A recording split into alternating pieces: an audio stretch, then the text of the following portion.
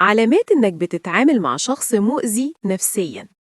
العلامة الأولى، دايماً بيقلل منك بطريقة لذيذة.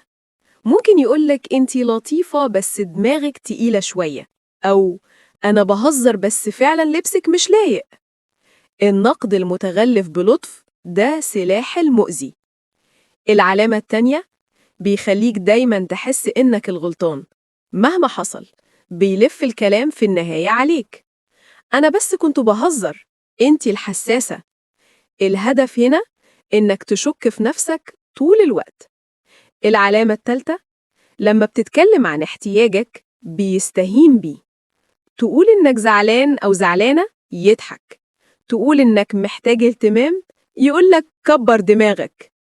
المؤذي دايماً بيكسر في المساحة اللي بتخليك تحس بالأمان. العلامة الرابعة، بيعاقبك بالصمت أو التجاهل. يومين 3 مفيش كلام، لا رد لا تفسير، وده بيسيبك في دوامة. هو أنا عملت إيه غلط؟ العلامة الخامسة، كل ما تحاول تبعد بيرجع بلطف مبالغ فيه، هدايا واهتمام وكلمات كبيرة علشان بس تتلخبط تاني وتبدأ من الأول. وده اللي بيخلي العلاقة دي دايرة مفرغة من الوجع. المؤذي النفسي مش لازم يزعق، ممكن يكون بيكسر فيك بالسكوت، بالضحك، أو بالكلمة الحلوة في التوقيت الغلط. لو حسيت إن العلامات دي بتوصف شخص في حياتك، خد خطوة صغيرة النهاردة.